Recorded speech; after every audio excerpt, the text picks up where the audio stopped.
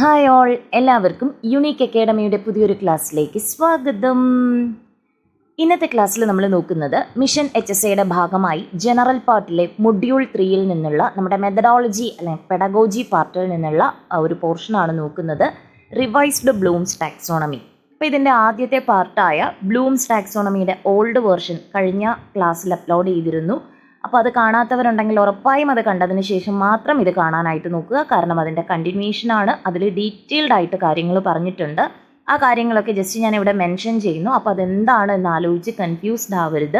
അതുകൊണ്ടാണ് അത് കണ്ടിട്ട് വേണം കാണാനായിട്ട്. ആ ക്ലാസ്സിൻ്റെ ലിങ്ക് ഞാൻ ഈ വീഡിയോയുടെ ഡിസ്ക്രിപ്ഷൻ ബോക്സിൽ കൊടുത്തേക്കാം. ഓക്കെ, അപ്പോൾ റിവൈസ്ഡ് ബ്ലൂംസ് ടാക്സോണമി.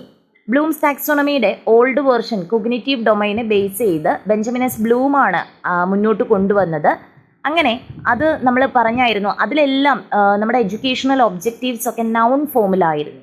എന്നാൽ അതിനൊരു റിവൈസ്ഡ് വേർഷൻ വരുന്നത് 2001 ആൻഡേഴ്സണും ക്രാത്ത്വാളും കൂടെ ചേർന്നിട്ടാണ് റിവൈസ്ഡ് ബ്ലൂംസ് ടാക്സോണമി ഡെവലപ്പ് ചെയ്യുന്നത്.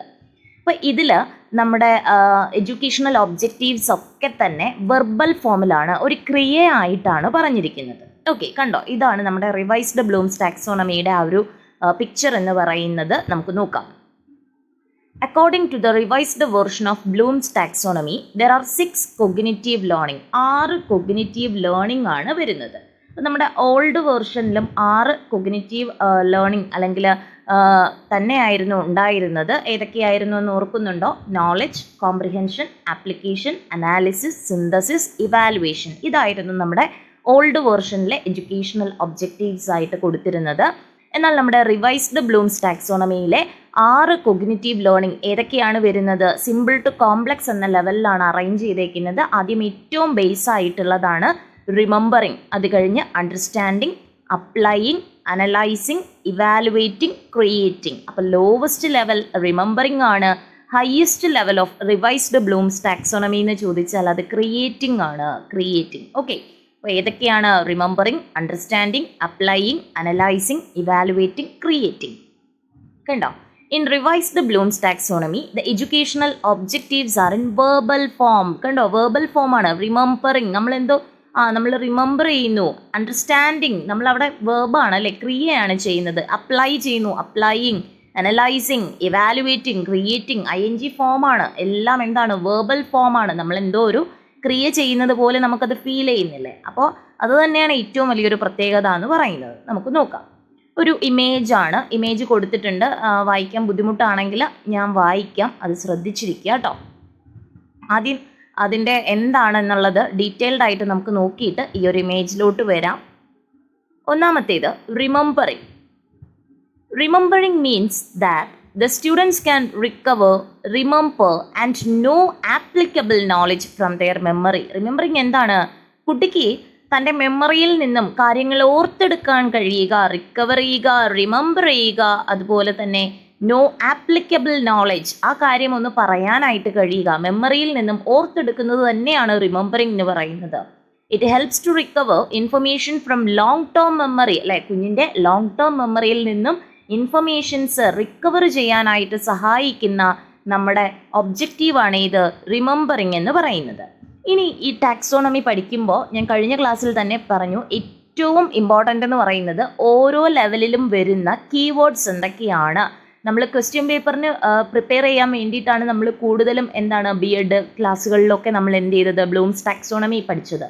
അപ്പോൾ ഓരോ ക്വസ്റ്റ്യനും ഏത് ലെവലിലായിരിക്കണം എന്നുള്ള കാര്യങ്ങളൊക്കെ നിർണ്ണയിക്കുന്നത് ഈ Bloom's ടാക്സോണമിയാണ്.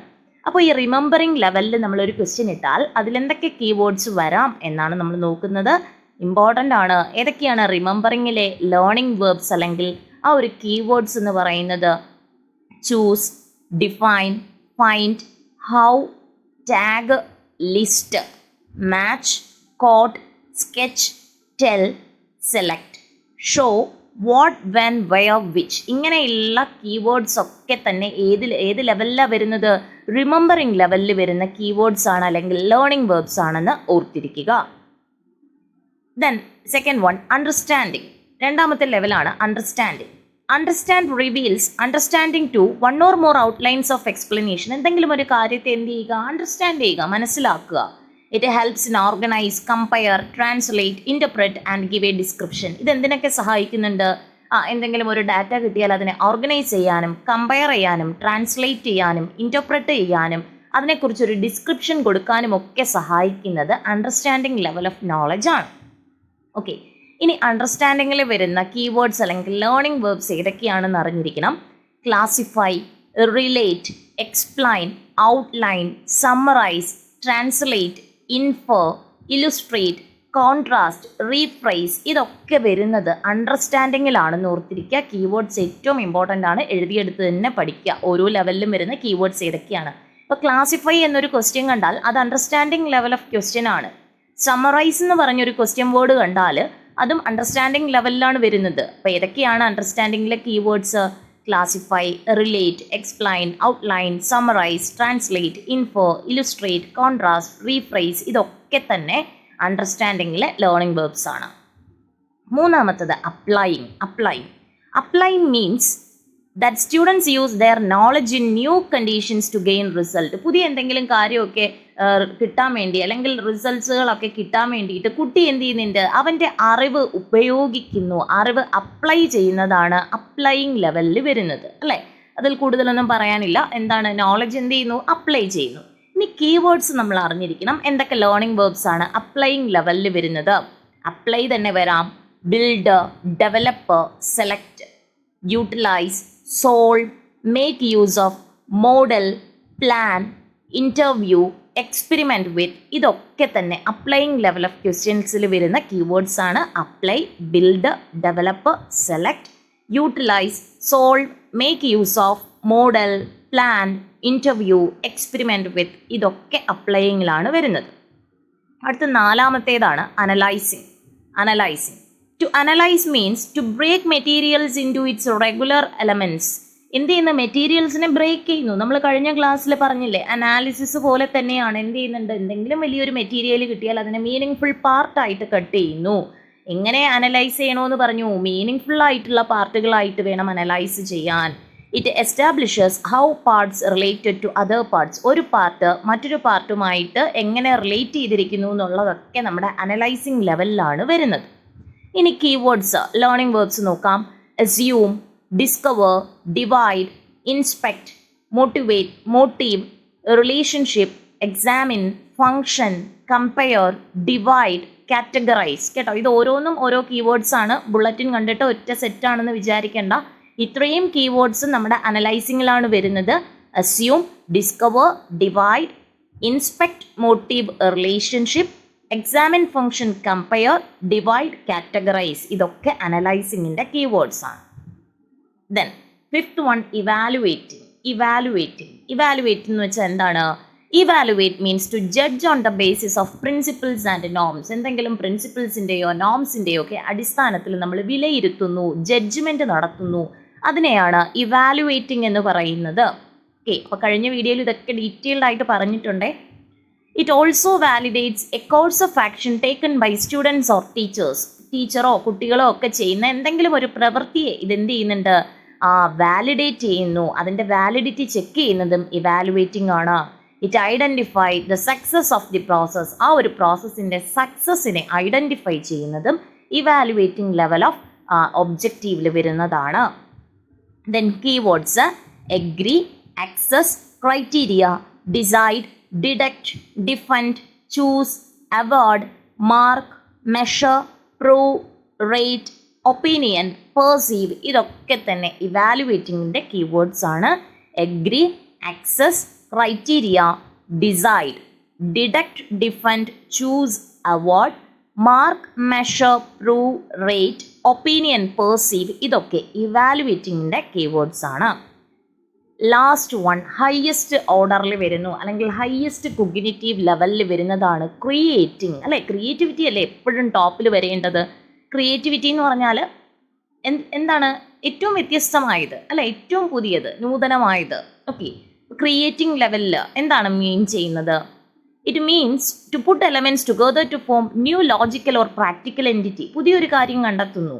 It rearranges elements to form a new model or structure. പുതിയൊരു മോഡലോ സ്ട്രക്ചറോ ഒക്കെ കണ്ടെത്താനായിട്ട് എലമെൻറ്റ്സിനെ റീഅറേഞ്ച് ചെയ്യുന്നതുമൊക്കെ ക്രിയേറ്റിംഗ് ലെവലിലാണ് വരുന്നത്. അപ്പോൾ ക്രിയേറ്റിംഗിലെ ലേണിംഗ് വേർബ്സ് ഏതൊക്കെയാണ്? Adapt, combine, delete. happen, imagine, originate, predict, propose, design, discuss, develop, build. അപ്പോൾ ഏതൊക്കെയാണ് വരുന്നത്? കീവേഡ്സ് ഏതൊക്കെയാണ്? Adapt, combine, delete, happen, imagine, originate, predict, propose, design, discuss, develop, build. Okay, അപ്പോൾ ഇത്രയുമാണ് ഏറ്റവും ഇമ്പോർട്ടൻ്റ് ആയിട്ട് നമ്മൾ അറിഞ്ഞിരിക്കേണ്ടത്. അപ്പോൾ 6 ലെവൽസാണ് വരുന്നത് റിവൈസ്ഡ് ബ്ലൂംസ് ടാക്സോണമി. എല്ലാം വേർബാണ്. ഏതൊക്കെയാണ്? Remembering, understanding, applying, analysing, evaluating, creating. ഓരോന്നും നമ്മൾ ഡീറ്റെയിൽഡ് ആയിട്ട് നോക്കി, അതിൻ്റെ കീവേഡ്സ് നോക്കി. ജസ്റ്റ് നേരത്തെ കാണിച്ച ഇമേജ് നോക്കാം, വായിച്ചു നോക്കാം. Remembering, can the student recall or remember the information? അല്ലേ, കുട്ടിക്ക് എന്ത് ചെയ്യുന്നുണ്ട്? റീകോൾ ചെയ്യാനും റിമെമ്പർ ചെയ്യാനും കഴിയുന്നുണ്ടോ എന്ന് ചോദിക്കുന്നുണ്ട്. They would be able to define, duplicate, list, memorize, recall, repeat, reproduce or state. അപ്പോൾ ഈ കീവേഡ്സും റിമെമ്പറിങ്ങിൻ്റെ കൂടെ ഓർത്തിരിക്കുക. ഏതൊക്കെയാണ്? Define, duplicate, list, memorise, recall, repeat, reproduce or state. Then understanding. അണ്ടർസ്റ്റാൻഡിങ്ങിന് വരുന്നത് അണ്ടർസ്റ്റാൻഡിങ്ങിൽ വരുന്ന കാര്യങ്ങൾ ഏതൊക്കെയാണ്? ഇവിടെ തന്നേക്കുന്ന കീവേഡ്സ് ഞാൻ വായിക്കാം. നേരത്തെ പറഞ്ഞതിൽ ഇല്ലാത്തതാണെങ്കിൽ ഇതും കൂടെ ജസ്റ്റ് ഒന്ന് നോട്ട് ചെയ്തേക്കാം. Classify, describe, discuss, explain, identify, locate, recognise, report, select, translate or paraphrase. Then applying. അപ്ലൈയിങ്ങിൽ ഏതൊക്കെയാണ് വരുന്നത്? Demonstrate, dramatise, employ, illustrate, interpret, operate, sketch, solve, use or write. Analysing. അനലൈസിങ്ങിൽ ഏതൊക്കെ തന്നിട്ടുണ്ട്? Compare, contrast, criticise, differentiate, discriminate, distinguish, examine, experiment, question or test. Evaluating. ഇവാലുവേറ്റിംഗിൽ ഏതൊക്കെയാണ് തന്നേക്കുന്നത്? Appraise, argue, defend, judge, select, support, value and evaluate. ചിലപ്പോൾ നേരത്തെ പറഞ്ഞ ഏതെങ്കിലുമൊക്കെ അങ്ങോട്ടും ഇങ്ങോട്ടും ഒക്കെ വരാം കേട്ടോ. ഞാൻ ആദ്യം പറഞ്ഞത് കറക്റ്റായിട്ടൊന്ന് ഫോളോ ചെയ്തേക്കുക.